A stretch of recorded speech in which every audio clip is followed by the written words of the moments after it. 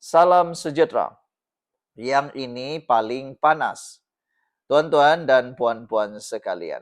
Betulkah? Betulkah? Betulkah? Betulkah Rafizi Ramli akan kembali bertaut semula dengan PKR? Baru-baru ini di dalam konvensi PKR, Anwar Ibrahim telah menyatakan bahwa beliau telah memohon maaf. Dalam Kongres Nasional PKR, Anwar memohon maaf dan merayu kepada bekas pemimpin serta aktivisnya supaya kembali ke landasan perjuangan parti PKR.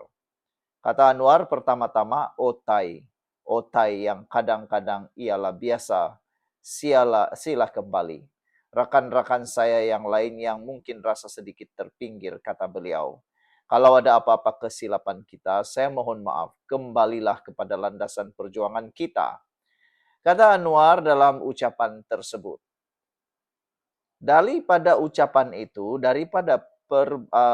ucapan terbuka permohonan maaf dan seruan terbuka Anwar Ibrahim terhadap para pemimpin PKR itu, adakah Rafizi akan kembali bersama PKR? Ini jawaban Rafizi.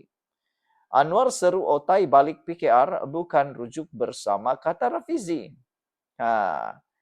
Itu dia kata hari inilah. Kita tak tahu dalam dunia politik ini apa-apa saja boleh berlaku. Contoh paling mudah semangat 46. Apa berlaku akhirnya mereka kembali kepada UMNO? Itu boleh berlaku dan boleh juga berlaku kepada parti bersama. Bekas timbalan Presiden PKR Rafizi Ramli tidak menganggap seruan Presiden PKR Anwar Ibrahim supaya bekas pemimpin dan aktivis kembali ke landasan perjuangan parti itu sebagai ditujukan kepadanya atau Nik Nazmi Nik Ahmad. Sebaliknya, bekas Menteri Ekonomi itu berpendapat seruan berkenan lebih berkemungkinan ditujukan kepada beberapa bekas pemimpin PKR yang pernah meninggalkan parti atau dipecat. Wow, ada netizen kata, jawaban Rafizi ini macam jawaban yang sombong lah, jawaban orang yang dah terlalu merajuk. Ada yang menyarankan kepada Rafizi, tengok-tengoklah cermin tu, kata mereka. Dan ada juga yang kata, Rafizi janganlah terlalu ego, janganlah terlalu merajuk, dan janganlah terlalu mengharapkan untuk dipujuk sampai sujud tunduk kepada kamu, barulah kamu kembali kepada PKR, kata mereka. Entahlah, apa pendapat Anda? Patutkah Rafizi kembali kepada PKR? Rafizi kata seruan itu bukan ditujukan kepada mereka. Saya lebih cenderung merasakan Anwar Ibrahim merujuk kepada kumpulan seperti Tian Chua, Dr. Xavier Jayakumar dan sebagian daripada mereka yang pernah bersama Azmin Ali dulu. Bukan kami, kata Rafizi kepada pemberita selepas majlis pengumuman calon parti bersama Malaysia bagi pilihan Raya Negeri Melaka malam tadi. Semalam Anwar ketika menyampaikan ucapan dasar pada Kongres Nasional PKR, memohon maaf dan merayu kepada bekas pemimpin serta aktivisnya supaya kembali ke landasan perjuangan parti berkenan. Kata Anwar, kalau ada apa-apa kesilapan kita, saya mohon maaf. Kembalilah kepada landasan perjuangan kita, kata beliau. Ucapan Anwar itu tidak menyebut secara khusus nama Rafizi, Nik Nazmi atau mana-mana bekas pemimpin PKR. Terdahulu, Ketua Penerangan Wanita PKR, Ginny Lim, memuat naik gambar bersama Tian Chua dan Xavier Jayakumar di Kongres berkenan. Tian dipecat daripada PKR selepas bertanding sebagai calon bebas di Parlimen Batu pada pilihan raya umum ke-15, manakala Xavier meninggalkan parti itu pada 2021 dan menyatakan sokongan kepada kerajaan pimpinan Perdana Menteri ketika itu, Muhyiddin Yassin. Sekian dulu, kita jumpa lagi. Bye-bye. Tuan-tuan dan puan-puan sekalian, sebelum kita teruskan ulasan yang panas berkait politik dan perkembangan semasa di Malaysia, izinkan dulu saya untuk berkongsikan kepada Anda semua. Ini ialah terapi imun Transfer Factor for Life. Terapi imun yang meningkatkan daya imun badan kita sehingga 400%. Secara umum dan ringkasnya, apabila imun badan kita lemah, bodoh, dan tidak seimbang, kita kena penyakit dan tidak sembuh daripada semua jenis penyakit. Tetapi apabila imun badan kita jadi kuat, bijaksana, dan seimbang, semua jenis penyakit boleh disembuhkan dengan peningkatan daya imun badan. Imun badan kita adalah seperti sekumpulan askar yang bertindak menghapuskan semua jenis penyakit yang ada dalam tubuh badan kita.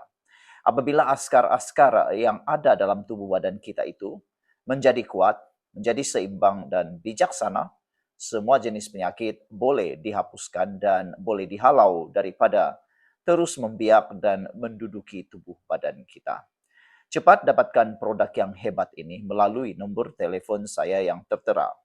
Produk ini lulus KKM, halal, dan diperakui oleh dokter-dokter di seluruh dunia. Cepat dapatkannya untuk kesejahteraan hidup Anda. Mungkin ini adalah jawaban yang Tuhan hantar untuk membantu memulihkan kesehatan Anda. Cepat dapatkannya, kau jangan tangguh-tangguh lagi. Jumpa lagi. Salam sejahtera. Gempar di media sosial apabila ada yang mendakwa Akmal Saleh mungkin akan masuk parti PAS. Betulkah itu boleh berlaku? Kita lihat sekarang ini Akmal Saleh benar-benar teruja untuk bergabung bersama dengan PAS. Walaupun satu ketika dahulu PAS pernah menggelar Parti AMNO dengan pelbagai gelaran-gelaran yang tak masuk akal. Kali ini ada yang menghendaki, mereka mau menyeru supaya Akmal Saleh alang-alang dah terlalu suka, terlalu cinta dengan PAS, mereka seru Akmal Saleh masuk parti PAS. Ini sekali lagi terjadi apabila Akmal Saleh menyatakan akan hadir muktamar pemuda PAS. Wow, ini memang luar biasa. Ketua Pemuda AMNO itu berkata kehadiran itu susulan jemputan pemuda PAS ke muktamar yang berlangsung pada 3 September ini. Sebenarnya pada pendapat saya, keuntungan kalau Akmal Saleh datang ke muktamar PAS bukan kepada AMNO, tetapi kepada PAS. Berapa ramai penyokong AMNO yang akan masuk ke PAS gara-gara Akmal Saleh akan datang muktamar PAS ini. Berapa ramai pula penyokong PAS yang akan mungkin lompat kepada AMNO. Itulah yang Anda perlu pikirkan. Anda jangan terlalu taksub dengan agenda kononnya mereka mau berjuang untuk penyatuan umat.